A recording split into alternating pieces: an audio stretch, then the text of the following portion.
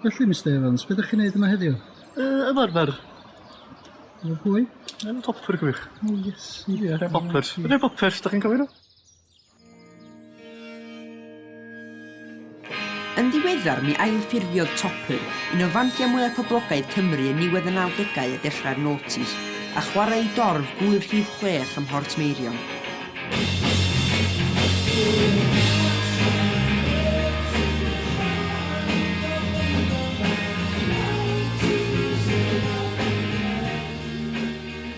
Edrych ymlaen i fod yn ôl Topper. Yndi, mae'n swnio'n well ag oedd o tro gyntaf rownd. Ar ôl ffurfio nôl yn 1992 dan yr enw Paladr yn wreiddiol, newidiodd y band i'r enw Topper ar ôl recordio'i EP cyntaf gyda label Angst o'r enw Arch Noa a gafodd ei gynhyrchu gan Mark Roberts o'r Cyrff ac Atatonia. Pam ailffurfio rwan? Mae syndod bod y cynnion di parhau, no? Yndi ddim yn. Dyna'n teimlo bod ni'n chwarae hen cynnion, bod y sŵr dal yn fyw. Aeth Topper ymlaen i recordio 2 album yn ogystal â perfformio ar gyfer sesiynau byw John Peel cyn chwarae ei gig olan un o wyliau mwyaf poblogaidd y cyfnod. Os yna gig dwytha'n Miri Madog 2005. 11 mlynedd ôl. Pan dewis dod yn ôl? Passion. Colli'r ein Topper, de. Passion. A mae i'n cael 11 mlynedd o ymarfer.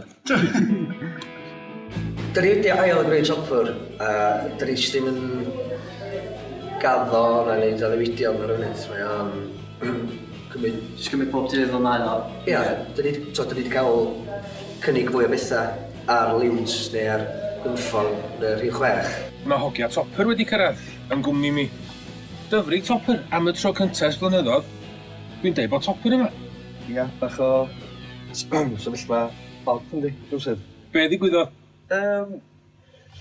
Oedden ni wedi bod yn chwarae efo syniad o llynadd, ia, dilla llynadd, yn meddwl allan ni rhyw gig, dwi'n cofio hwnnw. Ond gathon ni gynnig wneud Gŵyl 6.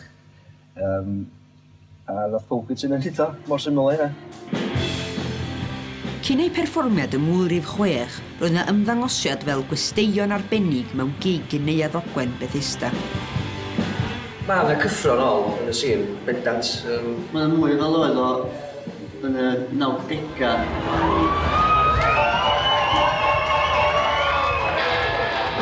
Please rhwng groeso mawr i Topper! Helo.